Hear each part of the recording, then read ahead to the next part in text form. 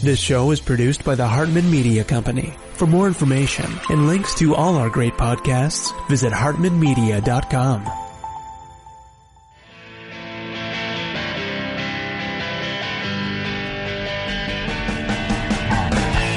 Welcome to the Young Wealth Show, where you'll truly learn how to make, spend, and invest money for an awesome life.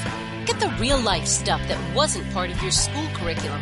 Young Wealth gives you innovative new ways of dealing with your finances, as well as the skills and tools you're going to need to survive and be successful out on your own. Let the Young Wealth Show be your GPS to take you from clueless to clued in. Here's your host, Jason Hartman, with Young Wealth. It's my pleasure to welcome Juanita Ingram. We are going to talk about coronavirus quarantine survival. She's based in Taiwan. She's the host of Where in the World is Juanita Ingram on the Mommy Talk Live network. Juanita, welcome. How are you? I'm doing well. Thank you for having me. It's good to have you on. So we have a large swath of the entire population of planet Earth under some kind of quarantine order, stay at home, at least strong suggestion, if not an actual law or mandate. What's going on in Taiwan? I mean, you're very close to China. Some call this the China virus or the Wuhan virus, right? But there are big differences in terms of the way Taiwan and China have responded to this whole thing, right? Absolutely. And we are in Taiwan, 84 miles outside of China, yet our numbers are relatively low.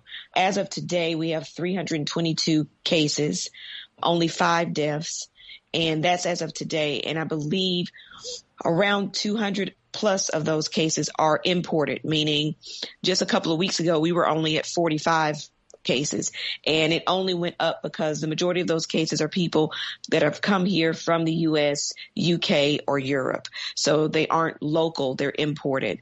And the difference in the way that we responded, as opposed to the rest of the world, really, we handled this or started to handle this back at the end of January. So everything that all of my friends and family are experiencing over in the U.S. right now, we were there almost 30 days ago. And of course, just to be clear, when you say we, you mean the Taiwanese government.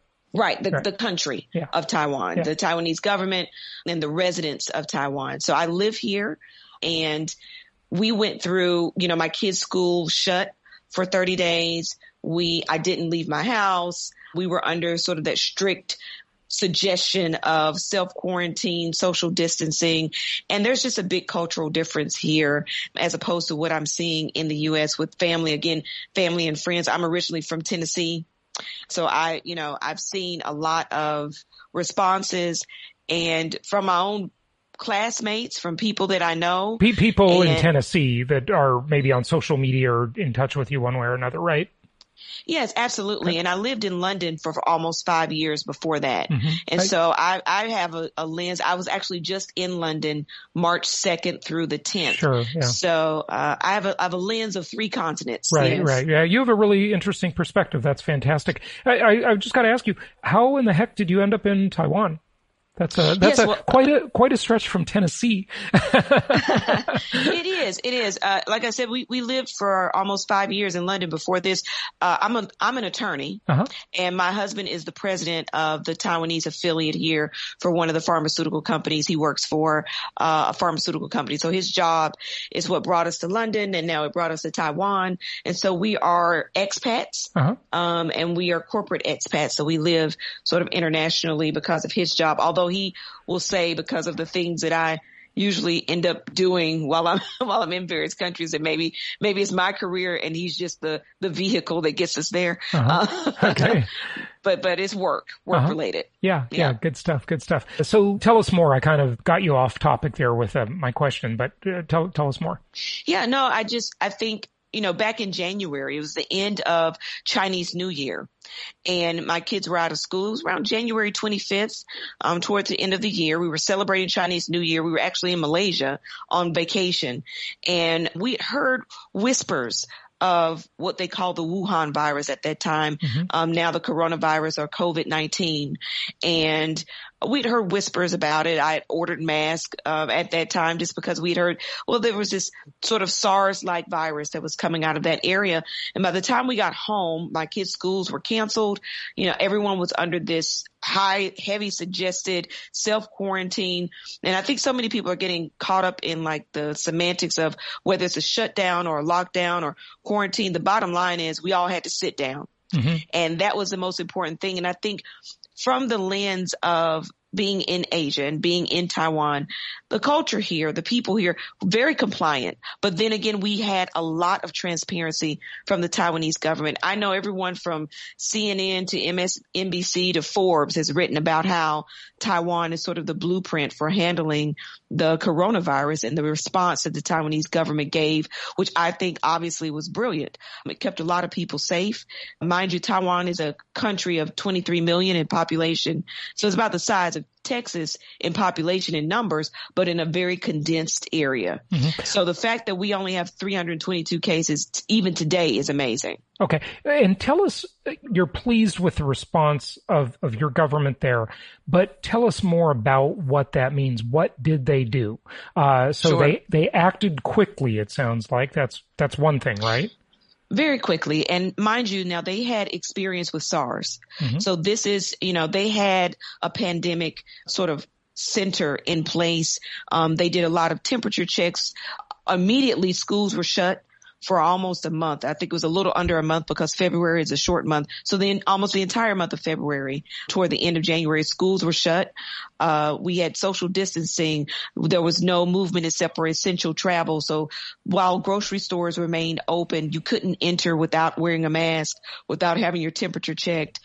There were testings that were done and just a lot of communication with the public. They did things to keep from having panic buying. So there were caps that were put on essential things like hand sanitizer, toilet paper. You could only buy 2 at a time just to keep people from panic buying so that there would be enough for everyone. In the early days, in the first couple of weeks, they rationed and took all the masks in the country and rationed them out to those who had residency cards or citizens that were here, and everyone received 2 every 7 days. So if you had a residency card or your passport or your health insurance card, you could get 2 masks every 7 days for everyone in your household. And even now they've switched to sort of an online ordering service where the amount is about 16 cents per mask. And so very affordable. They made sure that everyone had the essentials, again, to control the panic, but they're constantly in communication about where the numbers are, what the nature of the virus is. I received almost like Amber Alerts on my cell phone because I have a Taiwanese number, and everyone that has that, we would receive these text messages where, certain areas were strictly quarantined because there was a case of someone who had been there or who had received a positive test result, and these were the places that they visited. I mean, it was very transparent, mm-hmm. so that you were equipped to make the right decisions. I think sometimes what I'm seeing in the U.S. with my family and with friends, not just in Tennessee, but everywhere, because I lived in Indiana for almost 17 years before we moved to London and now Taiwan. I think it took a while for people to take it seriously. It took a while for people to believe that social distancing was even necessary, that it was something that was going to work. And I think there's just a lot of unknown about, 2 weeks or 30 days from now, what is that going to look like? And I think Taiwan is a perfect example of where that's done, and it is successful. Mind you, our numbers are going to continue to peak and continue to rise as the world continues to deal with it. So we had a hold on everything until it hit the U.S. and hit Europe and hit the U.K., and it was sort of not under control. So for a while, we only had 45, 47 cases. And then we saw the import of hundreds, almost 200 new cases, maybe a little bit more than that, all imported. And so I think for me, I wanted people to know the importance of recognizing that whether you live in the U.S., whether you've never moved, whether you live in your hometown, we're all global citizens. And everything that we do and choose to do impacts everyone all over the world. That's one of the really, I don't mean for this to sound wrong, but one of the neat things that's come out of this, because it's a virus, it affects everybody. And the only way we can stop it is to work together. Maybe this is a lesson from our creator that we got to figure out how to work together as a global community. And, this might be a hard lesson for us to learn, right? But it's really, it's just ingrained in the way this kind of thing works, that's what we have to do. And there's no other way. Absolutely. I totally agree. And I think that is, like you said, it's a weird takeaway, but if there is a positive to it. There are many positives, but yeah. But if there are positives to take away, it is the idea that people can now see that, we have to stray away from the individual mindset to the collective whole. And I think that is something from a cultural perspective that is so different, maybe a little easier and more inherent in Asian cultures as opposed to other cultures. But I do think that it's something that if we're going to survive it and get past it, I was talking to one of my friends that I went to school with, and they were saying, oh, well, I just don't want to stay inside. I've got things to do. I wanted to go to this, and I had plans for spring break. Yeah. And there was, guess what? That's not just you're affecting. If it were just you, exactly. Listen, if nobody's paying for your health care and, and you want to go on a motorcycle with no helmet and hurt or kill yourself, maybe that should be your choice. But right. When other people have to suffer consequences of your actions, then it's not your choice anymore. Absolutely. And so when I came out of that sort of 30-day stint, honestly, we were in such a great place. We had no travel bans. It hadn't hit the wave of the UK or US. But as soon as it did, because of choices that people were making and the lack of sort of taking it serious. My children's school went on a second bout. Like right now, they're out of school again. Schools here are shut. We had to do sort of a second wave of trying to make sure that we contain it because, again, we live in a very transient community. People are coming and going from all over the world. And the choices that you make individually, you're right, it's not about you anymore. And I think it was just very hard for people to believe that this was as serious as it is, even though if you just peek your head up and look at what's going on all over the world or in other places in the world, I was posting on Facebook about it, and it was almost as though people were calling me a liar that it wasn't happening because it wasn't in their backyard. It wasn't at their door yet. Yeah, well, this kind of thing has exponential potential, so it's absolutely a lot different than other issues like the flu because it's right. More contagious, and not only more contagious, it's asymptomatic, which means it's stealthy.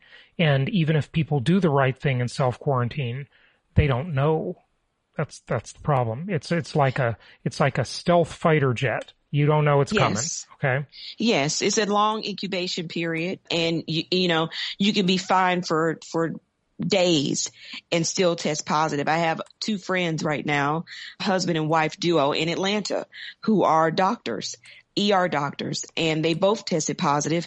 The husband is very sick. The wife has zero symptoms. Yeah, wow. And only tested because he tested positive. Mind you, they're on the front lines. Yeah. It was through, patient exposure.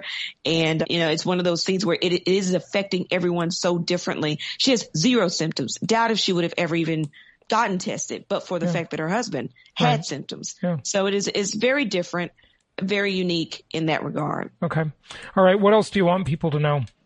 Well, I want people to know that self-quarantine, self-distancing, all of these things are to be taken very seriously. I know it's a very hard thing to do. I know it's very challenging. The first time I put a mask on, because it's not in the natural culture of things in the U.S., but the first time I wore a mask and had to go outside, I had a small panic attack because I have asthma, and it made me feel like I couldn't breathe. I live in downtown Taiwan, in Taipei, and it was so still.